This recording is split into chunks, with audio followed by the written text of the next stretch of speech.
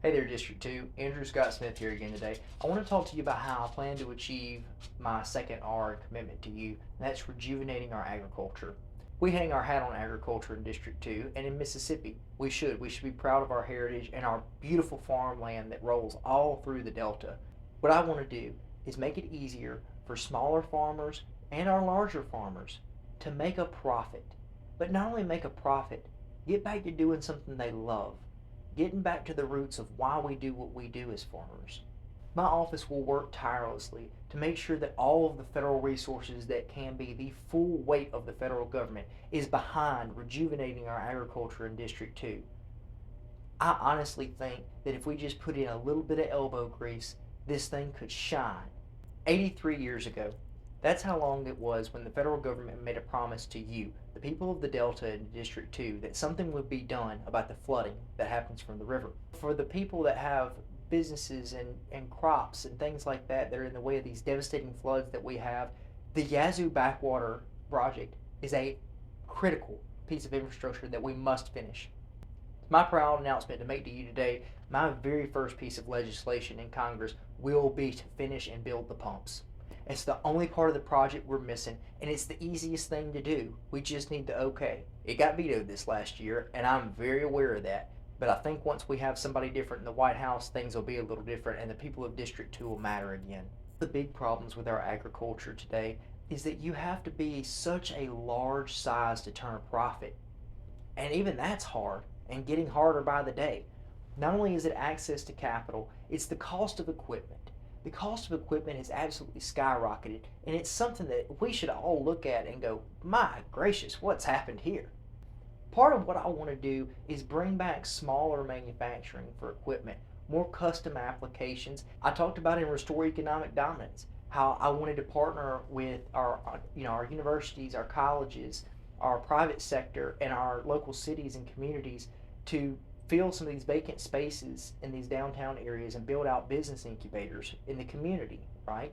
And part of that is a business incubator, and part of that is having makerspace available. One of my very first commitments to you in my first term is to bring or develop some sort of small scale equipment manufacturer here in the district to provide not only jobs but opportunities for people that want to farm smaller acreages or have custom applications that they need machinery for that shouldn't be sent all over the world, and it should be built right here by us.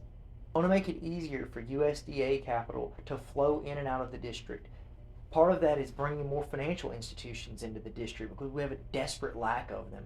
A farmer shouldn't have to worry about if he's going to have access to be able to get money to put the next seed in the ground.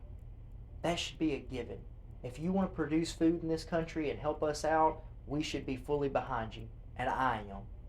Another facet is going to be streamlining the process to match funds with entrepreneurs and people that want to provide not only food for our national security and mine and your family, but they want to provide opportunities to people there, doing something that they love, giving back to people and living on the land. It's a beautiful thing, and it's something that we have been very proud of in Mississippi, and we should continue to be. I'm going to say something that might be a little radical here. I don't think that food should be taxed. I don't think that you should be penalized for trying to feed your family, something that each and every one of us have to do to survive and thrive. Why? Why should you be penalized for that? You shouldn't. I will work tirelessly to repeal the grocery tax nationwide. If you're buying food, you shouldn't be taxed. You should be able to buy the basic necessities that you need without Uncle Sam breathing down your neck for an extra penny of it. Another main thing that we need to do is we need to provide access for our farmers to direct markets. We should rebuild our infrastructure, and I'm going to talk to you about that in a couple videos from now, but we should rebuild our infrastructure to not only help our farmers, our workers, and our citizens, but to attract economic development. And I'm a big fan of co-ops. I think those are an absolute fantastic way for farmers to get together, share ideas, but most importantly, get the best bang for the buck for everybody. Staple Cotton is a fantastic example of that. They have been through the Mississippi Delta for a long, long time now. And they do a fantastic job with our cotton farmers. Couldn't be prouder to have them in the district. And another part of my plan is the drone ports, which will absolutely revolutionize several sectors of our economy, but especially our agriculture, by providing opportunities that these farmers didn't have before. No longer will they have to pay to spray thousands and thousands of acres when not all of it may need whatever they're spraying, whether it be a herbicide, any kind of fertilizer. The applications are limitless.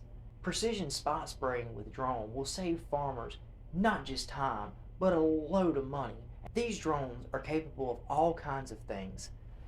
Delta Airlines is named after the Mississippi Delta because they got their start with crop dusters.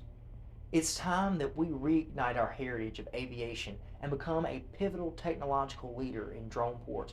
Bring that technology here to our farmers, make it cheaper and easier to not only do business, but to grow a crop and turn a profit in District 2.